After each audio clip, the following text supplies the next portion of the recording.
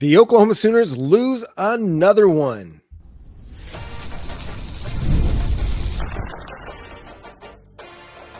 You are Locked On Sooners, your daily podcast on the Oklahoma Sooners. Part of the Locked On Podcast Network, your team every day.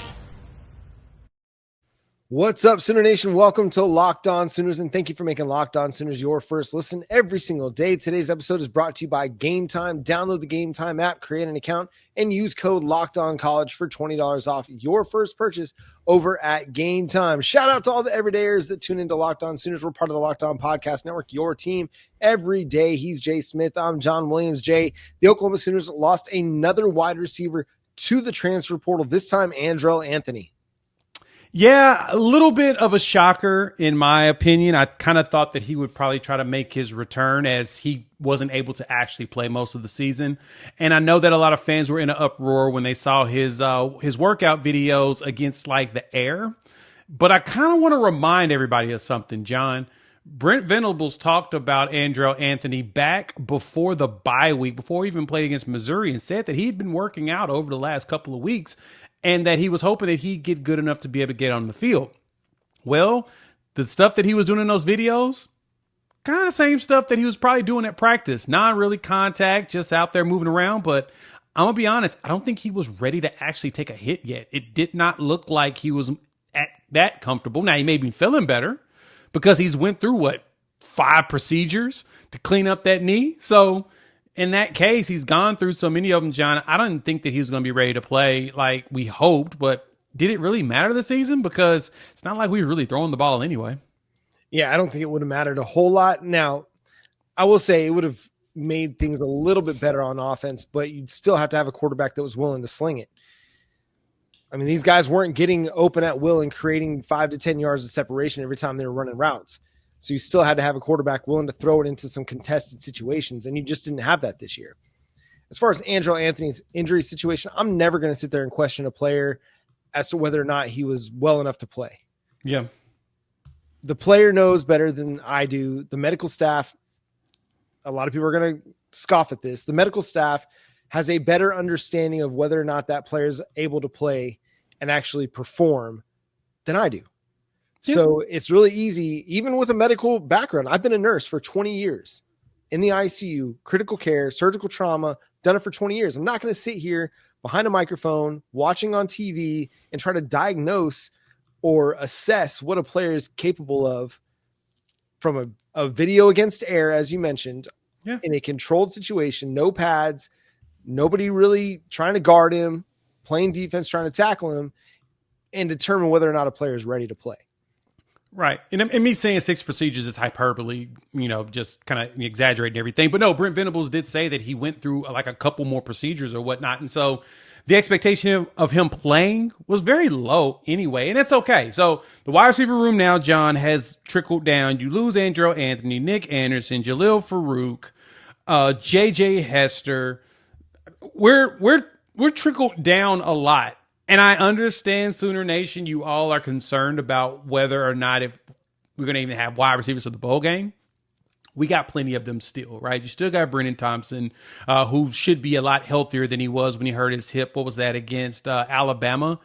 And you'll have all the young receivers, Ian Kearney, Ivan Carrion, Jacob Jordan. You'll still have all those young guys to play, Zion Rajan as well as KJ Daniels, all for, Michael Hawkins to throw the ball to. So I think we'll be fine wide receiver-wise, but when it comes to the portal, I think we're going to start seeing some names populate up very soon. For the bowl game, this reminds me a lot of the 2021 game against Oregon, when you had a bunch of transfer defections. Well, who stepped up in that game and made some plays for you? True freshman Jalil Farouk. Hadn't played a whole lot that year, right? Hadn't gotten a lot of opportunities. You were throwing a lot to Jaden Hazelwood. You're throwing some Mario Williams out there. Oh, man. Who was the short wide receiver that got interfered with in the end zone against Oklahoma State? Oh, my gosh. Big Stoops? Well, that was in 2023. But no, 2023. In 2021. Oh, yeah. On the left side, Caleb Williams threw a jump ball to a dude that was like 5'11". I can't remember his name. Was it Mario? I can't No. think who it was. Oh, that's a good question. It was like a dude that was been like the sixth wide receiver on the depth chart. Anyway, Jalil Farouk just didn't get a lot of run that year, but in the bowl game he did, and you started to see a flash. He made a really nice play in the open field, made a guy miss, and created some yards after the catch. And you got to see a little bit of a light turn on for Jalil, and then he started that next year in 2022 for Oklahoma and started in 2023 for Oklahoma. So as much as, okay, we're talking about these young guys and they haven't done a whole lot, and the Ivan Carrions and Zion Kearney and Zion Reagans, KJ Daniels, these guys haven't done much. Well, maybe this is a great opportunity. They're going to get a ton of first team reps over those 15 bowl practices to get themselves ready to go against a good Oklahoma Sooners defense. Right. The good thing is going against Navy, you're not really that concerned about trying to throw the ball a lot anyway. In this game, you're going to want to run the ball because Navy's going to run the ball. They're going to just eat clock. And if our defense gets out there and gets them off the field, we'll have the size advantage. Then all we need to do is continue to muscle our way and just, give the ball to your running backs. Just let them run. And on a positive note about Oklahoma's losses in the portal, well, what does that create? It creates opportunity in the portal. A lot of not just for Oklahoma, but for a bunch of productive wide receivers that are out there in the portal market. They see the University of Oklahoma and they're like, they don't have any starting wide receivers. They have Deion Burks, but my man's got to make sure he's right from his concussion. You've got a lot of opportunity to come in and play at the University of Oklahoma and make a name for yourself.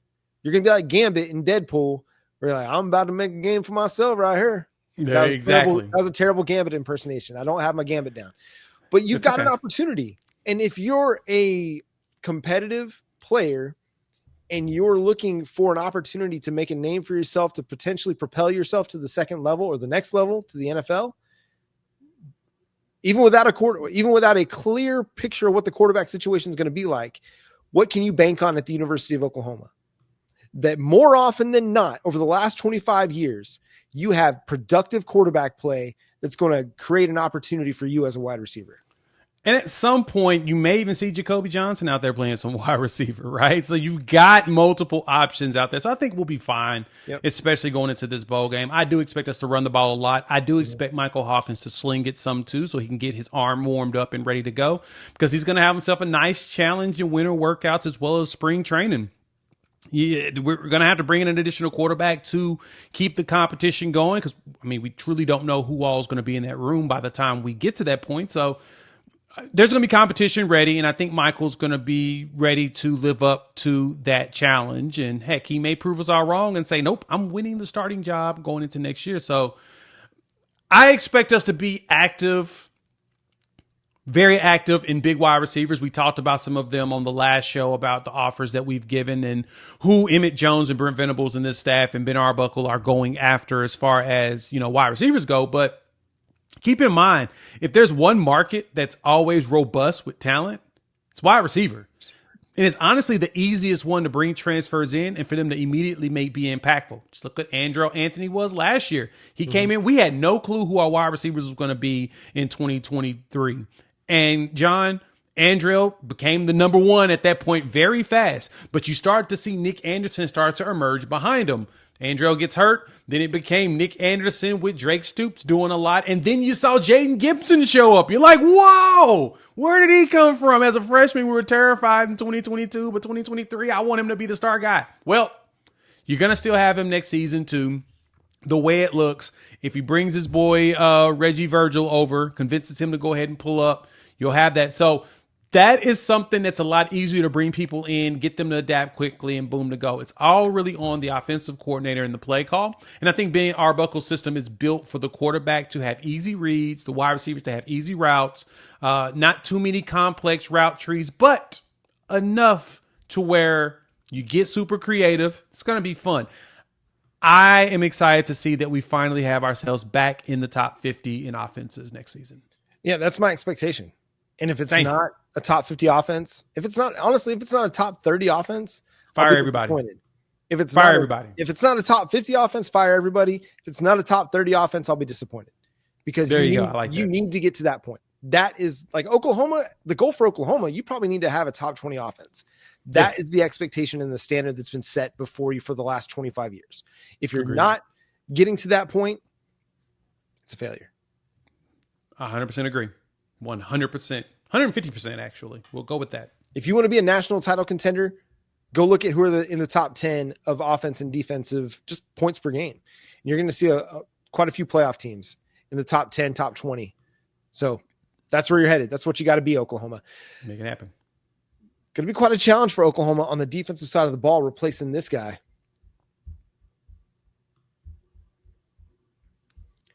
If you're looking for the best tickets, the last minute deals, you got to go check out Gametime. It's a great app you can download from the Google Play Store or the Apple Store. And they've got a feature called Gametime Picks that makes getting tickets to see your favorite teams play live even easier. Gametime Picks filters out all the fluff to show you only incredible deals on great seats, so you don't have to waste time searching through thousands of tickets. Like if you're looking to go to OU, Oklahoma State, Bedlam basketball this Saturday at the Paycom Center, you can get seats right now over at Gametime for $14. You want to sit in the lower level? I'm seeing seats right now for $96, $72.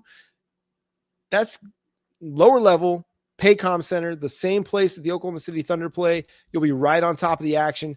Go over to Gametime, download the app, use our promo code LOCKEDONCollege to get $20 off your first purchase. Terms apply. But again, create an account and redeem code LOCKEDONCOLLEGE for $20 off.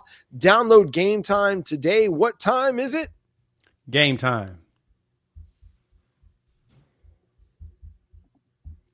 And thank you for making Locked On Sooners your first listen every single day. Shout out to all the everydayers out there. Tune in and subscribe to the show wherever you get your podcasts. We're free and available on all podcast platforms. Part of the Locked On Podcast Network, your team every day.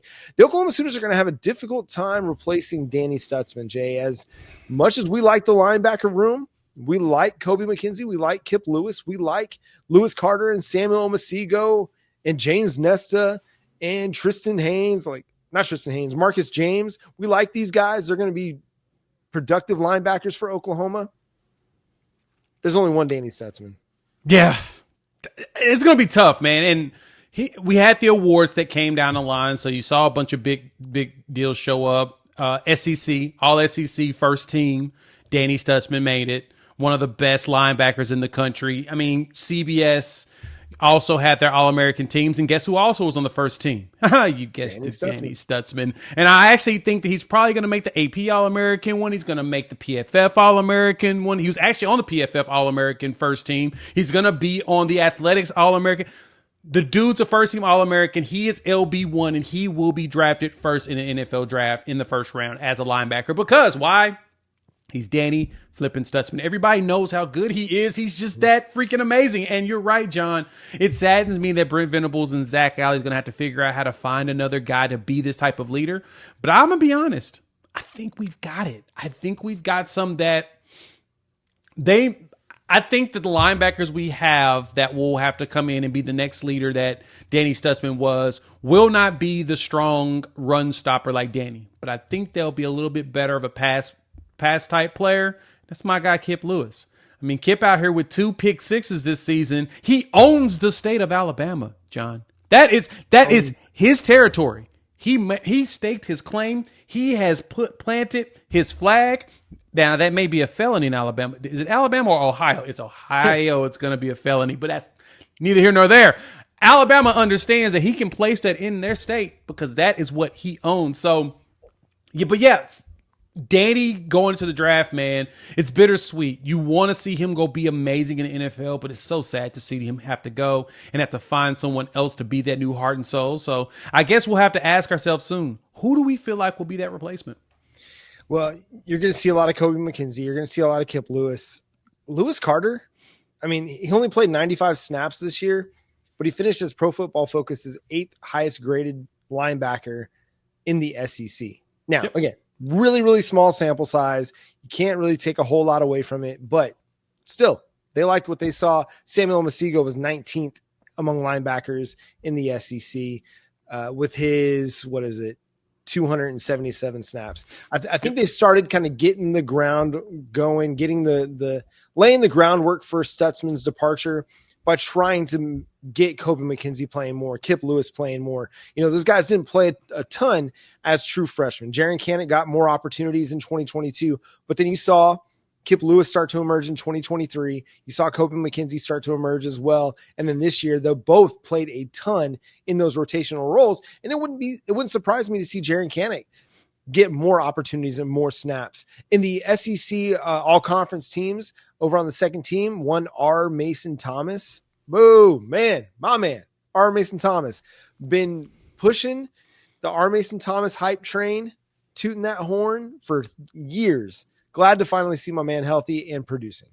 Yeah, we talked about that too. It was one of those he was one of the players that we expected to be a breakout this season. And sure enough, he decided to break out. And that man was terrorizing everybody. Every time you looked up, he was putting helmet in somebody's chest in the second half. Now we just need him to do that in the first half too, but it doesn't matter. We're not gonna fault him for it. We're happy that he showed up. It doesn't matter when. He comes through on a regular basis, especially closing out games. He's fantastic at closing them out, hitting those hits. Because, John, now that I think about it, how many games did R. Mason Thomas close it out with a hit on the quarterback to end it? You had the Tulane game where he had like 3 sacks in a row and he caused the fumble and recovered it. Houston, I believe he got one of the final sacks in that game. Alabama, he had the hit that forced the interception that Woody Washington got, and then we had the 6-minute drive that ended the game. Auburn, he got a sack in Auburn too, didn't he? Yeah, and I want to say he affected Peyton Thorne on the Kip Lewis pick 6. I think he did get the pressure. He got the pressure there that made him try to get rid of the ball quick and throw it right into Kip Lewis's chest. No, the dude is an effective pass rusher, and I get some of the criticism out there about the first half stuff. At the same time, this is when you need your elite pass rushers to take over. When it is an obvious passing situation, that's when you see those guys really break out. Early in games, when it's a neutral game script and teams can still run the ball, he has to play his responsibilities. Yes. He has to be responsible for playing the run too. And so while, we want to see him show up more in the first half and the third quarter and show up more on third downs. Well, a lot of times those were more third and manageables where, hey, you still got to be aware of the run. And what am I seeing out of R. Mason Thomas? I'm seeing a disciplined player continue to maintain his responsibilities, even though he wants to go get them sacks. And he's got 9 of them this year. Great year. Great year for R. Mason Thomas. Amazing year. And it's terrifying at the fact that there's a possibility he can end up going to the NFL. But if he decides to make a return, let's go, baby. Yeah, let's go. I'm not ready to envision a world where R. Mason is not an Oklahoma Sooner. I'm not ready. I'm not there yet. Nope, me either. We go ahead and come back. Then we can get Dominic to return with you. One more year. You get Dom, right? Robert Spears Jennings together, and just start to build this elite defense again. Just keep all these guys, bring them all back. Elite defense, but no, shout out to R. Mason Thomas. Getting on the second team is just amazing to see. Yep. Billy Bowman earns a third team selection as well as Ben Anderson. Billy Bowman, he didn't have as many interceptions as he did a year ago. People just weren't going to try him because Billy Bowman will pick you off if you're not careful. But I thought he had a solid season. Was it as good as maybe everybody would have liked it to be? No, but I thought he was still a good player for Oklahoma this year. Yeah, because Billy was doing a great job of getting some big hits this season. Instead of him getting a whole bunch of big interceptions, he just got big hits. Mm-hmm. And that big hit against Missouri, especially just the way that he beelined and got the perfect angle to get the big hit. Oh, I just wish we would have just closed that game out and won it. Yeah, we'd be 7-5 instead of 6-6. But I digress. It happens to Anyway, Billy has had a solid season to even be able to be a third team SEC All-American. He definitely stood out. He was critical. He didn't get the pick sixes like you said, and we would love to have more Billy Bowman pick sixes, but it feels like it was traded off to R. Mason Thomas and Kip Lewis, and Kip Lewis took over it instead, which can't complain about that. Yeah, and Billy Bowman did recover 2 fumbles, so it wasn't like he was completely lacking in the turnover department. Had 2 interceptions, 2 fumble recoveries, and one of those was huge. He had the fumble recovery against Missouri that he returned for a touchdown that gave you an opportunity to win that game. Just a shame the defense gave it right back. Ben Anderson, long snapper, also made the SEC all conference third team. And here's what I'll say about a long snapper. If you don't know who the dude is, he's doing a great job. But Ben Anderson has proven to be one of the most consistent and capable long snappers in college football. And he's going to have an opportunity to make himself a lot of money at the NFL level, continuing to be a long snapper. If you're not sure if your kid's big enough, fast enough, strong enough to play NFL football or college football, start teaching them how to long snap. It's a very valuable skill, and Ben Anderson has mastered it. Yep. All right. Hey, we got a schedule for 2025. We knew who the teams were. Now we know when we're going to be playing them. Let's discuss that coming up next here on Locked On Sooners. Get ready to tackle the NFL action with FanDuel, America's #1 sports book, because right now new customers can bet $5 and you'll get $150 in bonus bets. If you win that bet, and you've got a lot of options this weekend, it is Army Navy weekend. And right now, Army is a 6.5 point favorite. So if you think Navy can pull it and cover that spread, or you think Army at the number 19 team in the country can keep it going, take advantage of it in the FanDuel Sports app. You can get everything you need right there in that app. It's all in one place: NFL, NBA, college football, and everything. So if you get a hunch in the middle of the game, open up the app, go to FanDuel.com. They'll get you started today with $150 in bonus bets if you win your first $5 bet. Again, it's FanDuel.com. Never waste a hunch, and make every moment more with FanDuel, an official sportsbook partner of the NFL.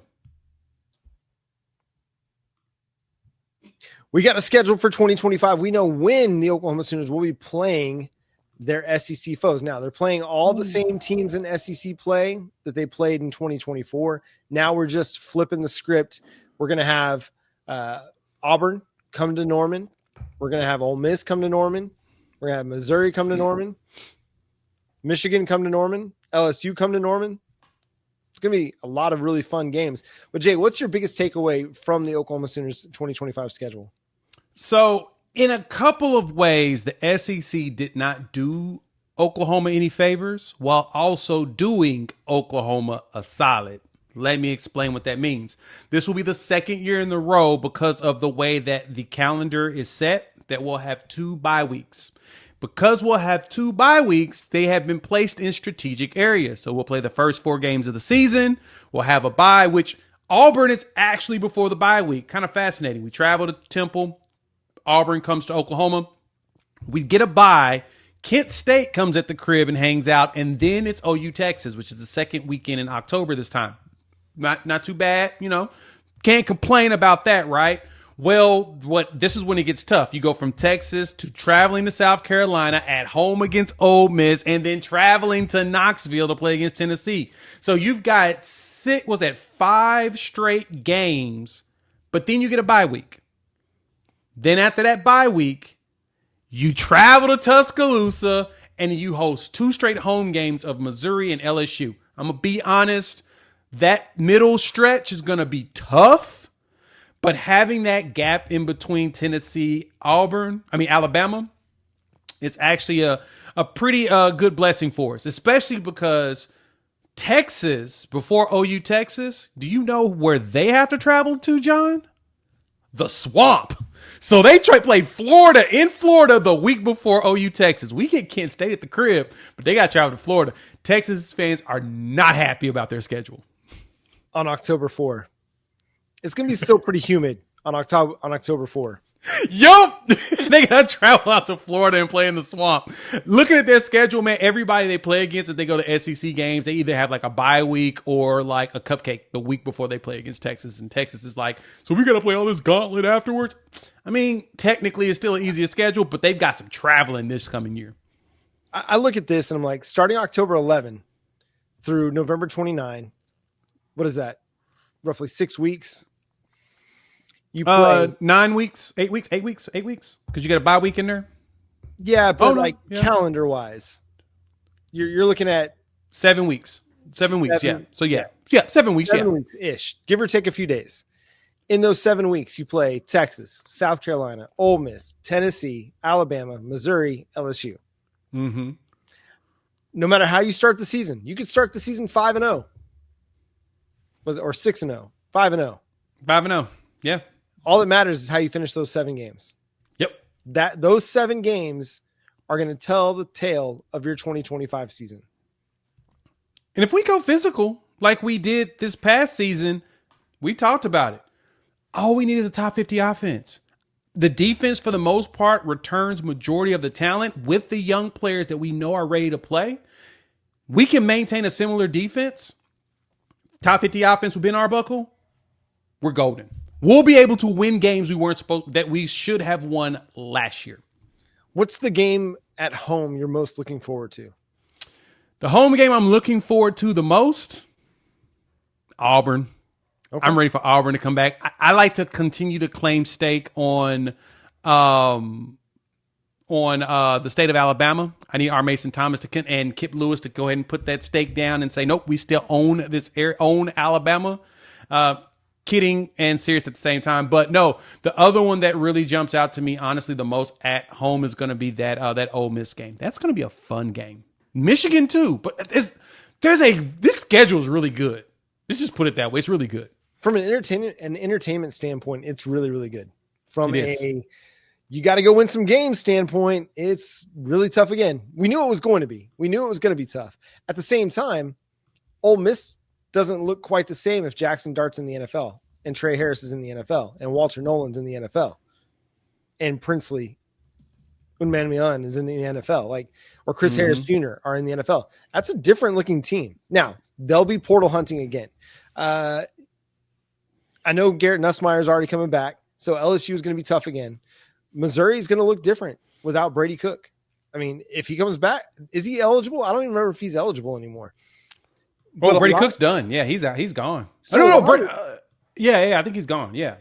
A lot of this is going to look very different. Tennessee, we know, is going to be tough. Going to play in Neyland is going to be really, really difficult. That's a tough place to play. But less than a decade ago, we've done it, and we did it, and we beat them. I'm ready. I'm ready to get Missouri back. If there's a game on the schedule that, I really want Oklahoma to win, I want them to go finish that Missouri game and get that revenge game this next year in Norman and set the record straight a little bit. But I think that Michigan one's going to be a lot of fun. Just, again, another blue blood program that's coming to your crib, and you get to see a little bit of the maize and blue. Now, they'll be in their road whites, but you'll get to see that iconic Wolverine helmet trotting out of the tunnel. That'll be, chef's kiss. It'll be a beautiful uniform matchup. Yeah, no, I totally agree. And I'm pretty stoked at the fact that we get the back-to-back home games to close the season out. Mm-hmm. Having Tennessee go on the road to Tennessee and then on the road to Alabama, so going to Knoxville and then Tuscaloosa, that would typically have you pretty stressed out and worn man, that's going to be tough. That bye week in between is really going to be a godsend.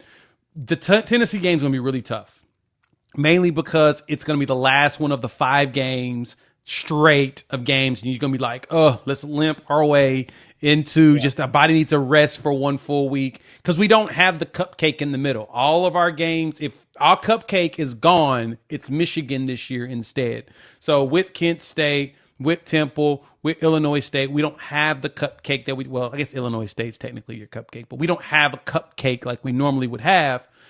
But the thing is, you get a cupcake, then you get Michigan, then you get Temple, who has a new staff, but then you have Auburn. So you don't have as many, you don't have a long group of just easy games. It's every other chopped up, and then it's boom, boom, boom, boom, boom, boom, boom for the rest of the year. So if Oklahoma can pull this out, the question is, what does all of our competition look like as far as returning talent? That's the one thing I'm going to be going through like crazy here in the spring. Once we get past the transfer portal, we're going to have to look at that. So if I'm looking at it just right now, the teams I expect to be as good, if not maybe better than what they are this year, South Carolina, Tennessee, Yeah. I think Texas could be as good. Maybe. We'll see. I think Michigan will probably be better than what they were this year. Should be. I think Auburn could potentially be better than what they were this year. Ole Miss, I don't think they'll be as good. Yeah. And Missouri, I don't think will be as good. I don't think Missouri's going to be very good. But as we've seen in the SEC with a team like Oklahoma beating Alabama, it's kind of become an any given Saturday kind of a league. Yep. So you can't overlook anybody, but it's going to be fun. Once again, it's going to be fun, but it's going to be one of those that, especially that second half of the season, unless you can get started on the right foot against Texas to really kick off that final 7 games, it could be a long 2 months for Oklahoma football. It is. We just got to buckle down, and I would like our defense to continue to lead the way and our offense do just enough that it's not a pain in the butt. Yep. That's it. I think we're good. Take a big step, get me back to 30 points per game, and I think we're going to do just fine offensively and as a team. And that's going to do it for today's episode of Locked On Sooners. Thanks so much for tuning in, being a part of the show. Subscribe to the show wherever you get your podcasts. We're free and available on all podcast platforms and on YouTube, so hit that subscribe button and that notification bell to let you know when new episodes drop. We're just 110 subscribers now from 10,000, so hit that subscribe button. Tell a friend, tell a family member to subscribe to Locked On Sooners and become an everydayer just like you, because we're part of the Locked On Podcast Network, your team every day. Follow Jay on Twitter at Unfair Sports. Check out his channel, Unfair Sports, over on YouTube. And follow me at John9Williams. You can read my work covering the Sooners over at SoonersWire.com. But until next time, he's Jay Smith. I'm John Williams. Boomer. Sooner.